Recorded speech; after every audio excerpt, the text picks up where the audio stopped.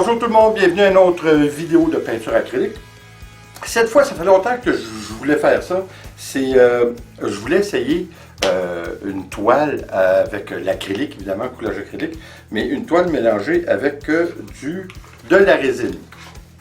Alors, c'est simple. Ça s'ajoute un peu partout, je pense, dans les boutiques d'artisanat. C'est un produit, en fin de compte, de finition brillant à verser. C'est un mélange, vous avez deux bouteilles, c'est une bouteille de résine et une bouteille d'époxy. Vous les mélangez ensemble, vous pouvez faire un fini comme un vernis qui est incroyable, comment c'est beau. Ça fait un fini vraiment miroir. Puis éventuellement, je vais le faire sur certaines de mes toiles. Mais pour l'instant, on oublie l'époxy et puis on va prendre seulement que la petite bouteille de résine. On va mélanger notre acrylique avec ça. Et puis, on va voir ce que ça donne. J'ai vu déjà les résultats de ce travail, puis c'est incroyable comment c'est beau. Alors, encore une fois, on y va, on fait l'expérience, on va mettre très peu de couleurs, on va essayer de mettre quelque chose qui est vraiment bright, qui est vraiment brillant. On va voir ce que ça donne. Alors, allons-y!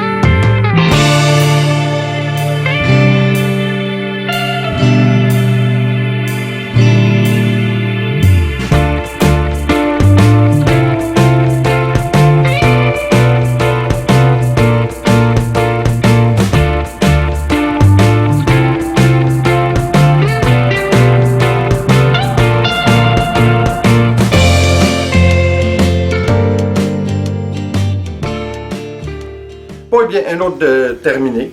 Je suis obligé de vous dire que oui, c'est super beau. On ne peut pas dire le contraire. Par contre, on doit ajouter là-dessus que ça dépend ce que vous recherchez. Si vous recherchez à faire des cellules définies, plus rondes, personnellement, je n'irais pas avec la résine. J'irais plutôt avec le silicone ou encore mieux, la colle blanche. Tout simplement pour une raison, le prix. La résine, c'est pas compliqué, c'est 10 fois plus cher que la colle blanche pour une job que je trouve quand même assez semblable. Oui, il y a certaines différences, comme vous voyez, il y a beaucoup plus de travail. Il y a beaucoup plus, peut-être, avec la résine, beaucoup plus de raffinage dans les lignes. Il y a quand même des cellules, mais c'est des cellules que j'appellerais brisées. Mais ils sont quand même plus détaillés. C'est-à-dire qu'ils ont plus de forme, ils ont plus de c'est vraiment plus défini à certains égards. Alors, écoutez, encore une fois, c'est une question de goût. Mais si vous recherchez à faire des cellules plus rondes, c'est dur à dire, pas moins définies, mais plus rondes, alors, je dirais, on va numéro 1 avec la colle blanche, numéro 2 avec le silicone. Par contre, je suis obligé de vous dire, c'est pas parce que j'aime pas ça, c'est très très beau. Le résultat, comme vous voyez, on est obligé de dire, c'est quand même extraordinaire. Les détails qu'il y a à l'intérieur de la peinture et de l'acrylique, c'est incroyable. Et encore une fois, au moment où je vous parle, ça prend toujours encore plus forme. Alors, je pense qu'on a trouvé encore une belle façon. Comme je vous dis, par contre, c'est assez dispendieux. Est-ce que je le ferai sur une grande toile, une grosse toile? Non. Parce que jusqu'à maintenant, les grosses toiles que j'ai faites me semblent bien correctes. Je les aime comme ils sont. Alors, je n'irai pas nécessairement en résine pour faire une grosse toile. De plus, ça coûte très cher. Mais par contre, si vous avez vu, comme je vous expliquais, la résine que j'ai achetée, c'est de la résine époxy. Alors, pour faire un dessus glacé, ça doit être incroyable. Là. Ça, c'est sûr que éventuellement, je vais le faire. Alors là-dessus, les amis, j'espère que vous avez apprécié. J'espère que vous allez l'essayer parce que c'est vraiment un beau passe-temps. C'est vraiment une belle façon de se défouler d'un côté créatif et puis d'avoir toujours des belles surprises à chaque fois. Alors, encore une fois, j'espère que vous allez l'essayer. Et comme toujours, s'il vous plaît, abonnez-vous, laissez un commentaire et partagez. C'est toujours apprécié. Merci. Attention à vous. À la prochaine. Ciao.